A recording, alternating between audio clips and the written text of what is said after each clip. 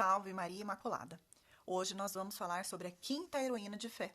E ela está já no Novo Testamento. É Santa Isabel. E algumas características dela nós encontramos no Evangelho de São Lucas, já no primeiro capítulo, que vai falando sobre sua descendência e algumas características que nós podemos falar aqui. Ela era uma mulher descendente de Arão, ela era justa diante de Deus e observava junto com o seu marido irrepreensivelmente todos os mandamentos e preceitos do Senhor. E depois vem falar que ela era estéril e eles não tinham filhos, já em idade avançada. E assim, queridas mulheres, eu acredito que muitas de vocês já conhecem, né, essa história de Santa Isabel, que fala como que foi o nascimento, a anunciação do precursor São João Batista. E aí conta que o anjo foi e falou para Zacarias, que era sacerdote, que ele iria ter um filho. Porém, ele não acreditou e aí ele ficou mudo, porque ele não teve essa credulidade. E aí diz que depois que a criança nasceu, ele pegou e foi escrever o nome da criança numa tabuinha, porque quando perguntaram o nome, ele não conseguia falar, então a Santa Isabel foi e falou que seria João o nome dele. Porém, as pessoas ficaram chocadas, porque na família deles não tinha ninguém que chamava João. E era um costume deles colocar nome que era de nome de outras pessoas descendentes da família, né? Ascendentes da família.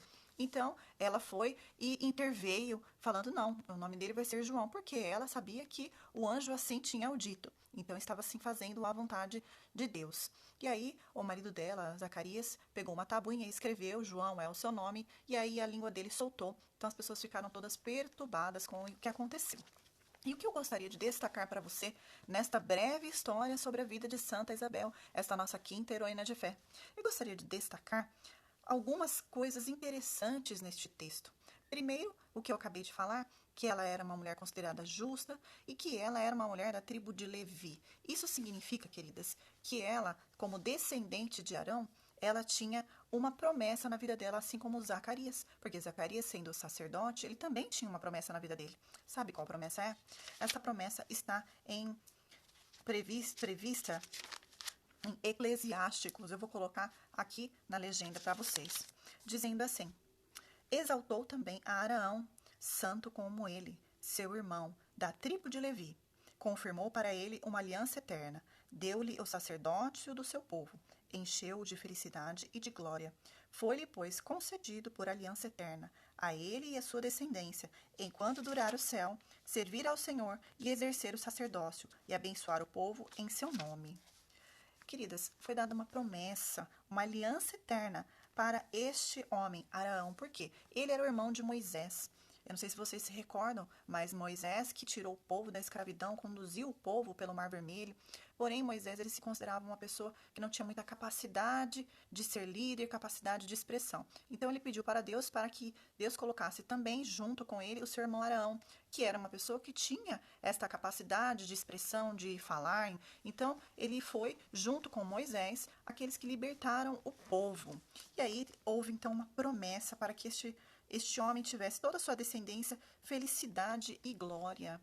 E veja, esta família é uma família muito piedosa, a família de Zacarias e Santa Isabel, uma família de muita fé, não tinha filhos.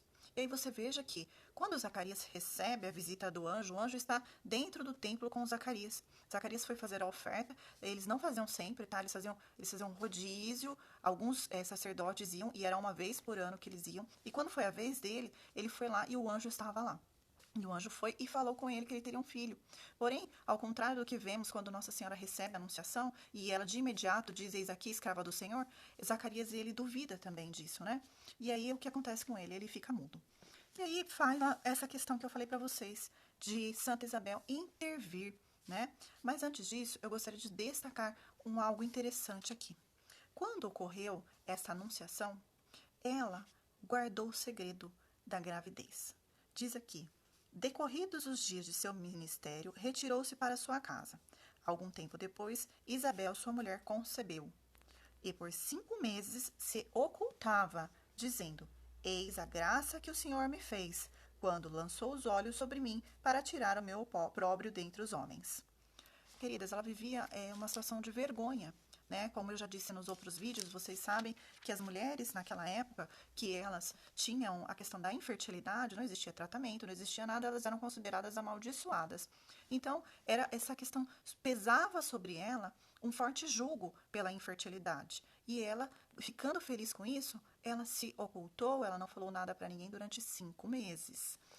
E aí vem um momento que existe o encontro de Santa Isabel com Maria. E aí ela fica cheia do Espírito Santo. A criança pula de alegria no ventre de Santa Isabel e ela fica cheia do Espírito Santo. E o que ela fala? Ela fala uma das frases que nós usamos todos os dias quando nós rezamos o terço. Diz assim: bendita és tu entre as mulheres e bendito é o fruto do teu ventre. E aí ela segue falando assim: de onde me vem esta honra de vir a mim, a mãe de meu Senhor? Pois assim que a voz da tua saudação chegou aos meus ouvidos, a criança estremeceu de alegria no meu seio. Bem-aventurada és tu que crestes, pois se hão de cumprir as coisas que da parte do Senhor te foram ditas. Queridas, eu já gravei uma vez um vídeo sobre isso, sobre esta saudação de Santa Isabel à Virgem Maria.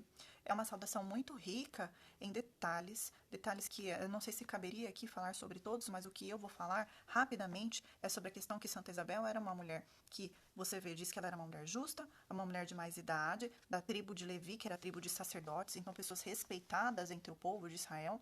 Então, o povo judeu, né? Então, o que que acontece? Esta mulher, ela era considerada, vamos colocar aqui um exemplo. Quando você vai numa casa de uma pessoa, que é uma pessoa importante, uma tia, uma avó, quando você chega, o povo antigamente fazia isso, né? Tá? Eu vou falar do povo antigamente porque hoje eu acho que quase ninguém faz, mas a pessoa pede a bênção. Então, em caráter de respeito que se fazia isso, né? Hoje, muitas vezes, já passou, as pessoas não fazem mais. Por isso que eu tô falando que é o povo antigamente, porque tem muita gente que vai me ouvir e não vai saber do que eu tô falando. Mas antigamente, as pessoas chegavam na casa das pessoas mais velhas, considerando que aquela pessoa tinha mais sabedoria e, em caráter de respeito, pedia a bênção. Então, você imagine aqui, nós estamos falando de mais de 2000 anos atrás. O que acontece? Maria era uma jovenzinha que tinha mais ou menos uns 14 anos. Ela chega na casa da sua prima, que é mais velha, e quem pede a bênção é Santa Isabel. Santa Isabel reconhece que Maria é uma mulher bem-aventurada. E ela diz isso claramente: bendita és tu entre todas as mulheres. Uma coisa que nós temos que seguir, né, queridas? Nós temos que observar que a Virgem Maria é uma mulher bendita entre todas as mulheres. E depois o Magnífico, a Nossa Senhora vai falar sobre isso, né? No momento oportuno nós vamos falar também. E aí vem a parte quando João Batista nasce e Santa Isabel se impõe naquele momento, porque eles estavam indo lá circuncidar o menino, e neste momento da circuncisão era que se dava um nome. E eles já queriam escolher o nome, já que o pai não estava falando, os homens ali já estavam escolhendo o nome. Então, assim, o que eu digo para vocês entenderem um pouquinho mais sobre isso. Eram tribos, tá? Eles viviam como se fossem comunidades, pequenas aldeias, em que as pessoas, elas se conheciam e eram todas praticamente da mesma família, era como se fossem irmãos. Então, muitas vezes, por exemplo, no caso aqui, Zacarias e Isabel, provavelmente eles eram primos, porque eles eram descendentes da tribo de Levi, que era de tribo de sacerdotes, e a palavra deixa clara que Santa Isabel, ela era descendente de Arão. Então, Zacarias também era, porque se ele era sacerdote, ele também era descendente de Arão. Não se sabe qual a família dele e qual a família dela, mas provavelmente eles eram primos. Não se sabe qual grau. Então, assim, eram pessoas todas próximas.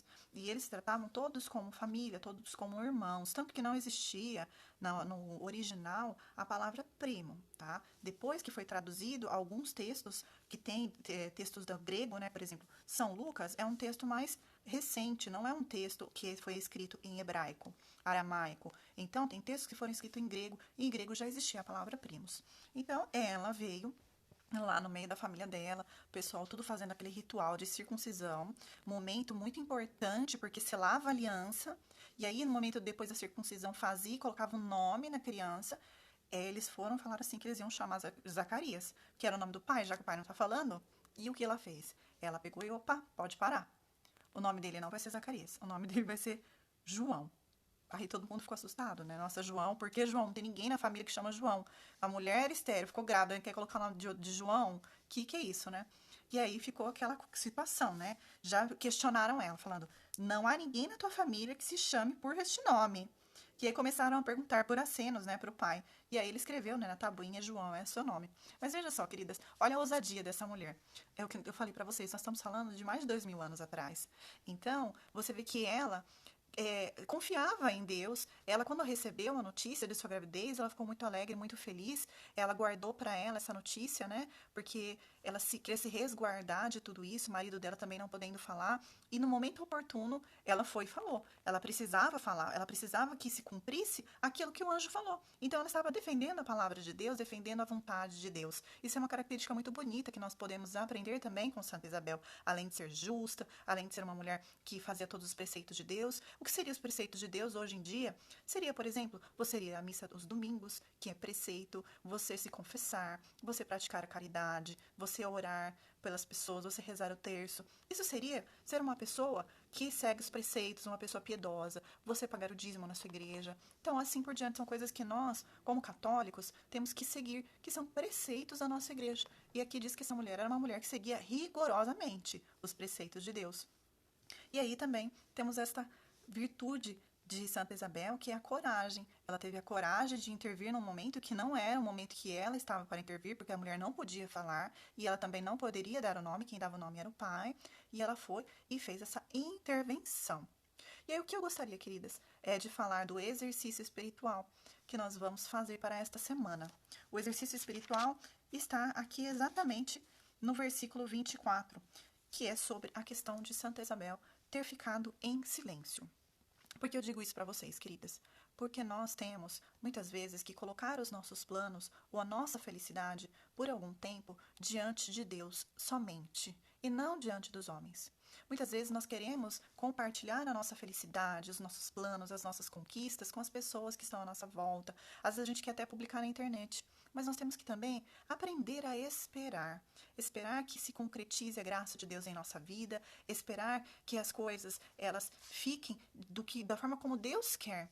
Às vezes a gente tem um sonho, às vezes a gente tem um plano e a gente já vai contando para qualquer um que passa, achando que aquela pessoa quer a nossa felicidade, achando que aquela pessoa está torcendo por nós. Mas nós temos que entender que o mundo tem pessoas e pessoas. Então é interessante, muitas vezes, ao invés de sairmos aí falando os nossos planos, falando daquelas conquistas ou alguma coisa que você está para fazer, vamos supor que você está para comprar a sua casa própria. Você já levou a documentação, você já fez todos os trâmites, mas ainda não foi aprovado. Mas você já sai falando para Deus e todo mundo, eu vou comprar minha casa, eu já levei o documento, já vai dar certo.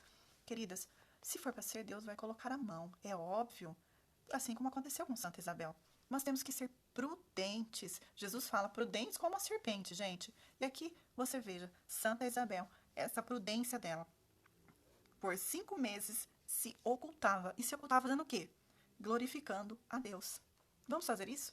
Vamos, nos momentos que nós tivermos que tomar decisões, nos momentos que nós tivermos algo para colocar diante de Deus, vamos aguardar os nossos sonhos, guardar os nossos planejamentos e só louvar e bendizer a Deus. No momento oportuno, as pessoas saberão. Deus abençoe.